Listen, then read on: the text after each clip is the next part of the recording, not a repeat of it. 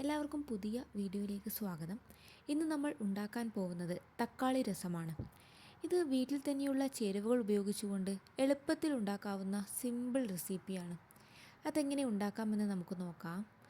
ആദ്യം ഇതിനായി 2 medium size പഴുത്ത തക്കാളി എടുക്കുക. അത് കൈകൊണ്ട് നന്നായി ഉടച്ചെടുക്കുക.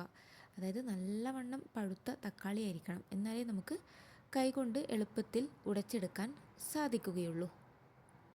അങ്ങനെ ഉടച്ചെടുത്ത തക്കാളിയെ ഒരു ബൗളിലേക്ക് മാറ്റിയിട്ടുണ്ട്.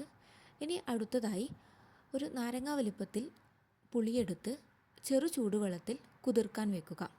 അങ്ങനെ കുതിർത്തതിന് ശേഷം കൈകൊണ്ട് നന്നായി പിഴുതെടുത്ത് മാറ്റി വയ്ക്കുക. അങ്ങനെ നമ്മുടെ 2 മെയിൻ ഇൻഗ്രീഡിയൻസ് ഇവിടെ റെഡി ആയിട്ടുണ്ട്. ഇനി നമുക്ക് ഒരു മിക്സിയുടെ ജാറെടുത്ത് അത് നന്നായി തുടച്ചതിന് ശേഷം അതിലേക്ക് 1 ടീസ്പൂൺ കുരുമുളക്, 1 ടീസ്പൂൺ ജീരകം എന്നിവ ചേർത്ത് പൾസ് മോഡിൽ അരയ്ക്കുക. ശേഷം അതിലേക്ക് 1/4 ടീസ്പൂൺ മഞ്ഞൾപ്പൊടി, 1/2 ടീസ്പൂൺ മല്ലിപ്പൊടി, 8 വെളുത്തുള്ളി, കുറച്ച് മല്ലിയില എന്നിവ ചേർത്ത് 2-3 വട്ടം ഒന്ന് ക്രഷ് ചെയ്ത് മാറ്റിവെക്കുക. അങ്ങനെ നമ്മുടെ മസാല റെഡിയായിട്ടുണ്ട്.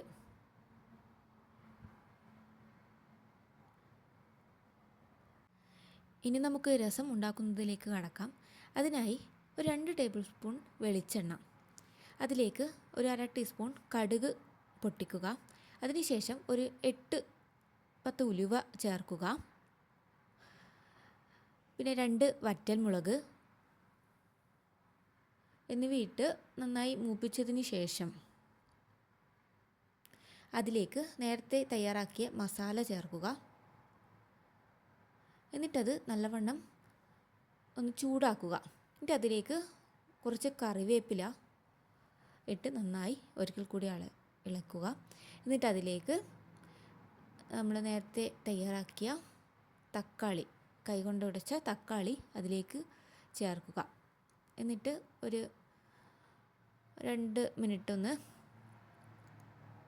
ഇളക്കി അതിലേക്ക് പുളിവെള്ളം ഒഴിക്കുക. നമുക്കതിലേക്ക് ഒരു 1/2 കപ്പ് വെള്ളം കൂടി ഒഴിക്കാവുന്നതാണ്. പിന്നീട് ആവശ്യത്തിന് ഉപ്പിടുക. എന്നിട്ട് ചെറിയൊരു പത വന്നതിന് ശേഷം നമുക്ക് ഗ്യാസ് ഓഫ് ചെയ്യുക. തീ ഓഫ് ചെയ്തതിന് ശേഷം ഉടൻ തന്നെ അതിലേക്ക് മല്ലിയില, പിന്നെ 2-3 കറിവേപ്പില പൊട്ടിച്ചിടുക. അങ്ങനെ നമ്മുടെ തക്കാളി രസം റെഡിയായിട്ടുണ്ട്. ഇത്രയും സിമ്പിളായിട്ടുള്ള റെസിപ്പിയാണ്. അതുകൊണ്ട് എല്ലാവരും ഇത് എന്തായാലും ട്രൈ ചെയ്യണം. Okay, thank you. ഇനി നമുക്ക് അടുത്ത വീഡിയോയിലേക്ക് കാണാം. നന്ദി, നമസ്കാരം.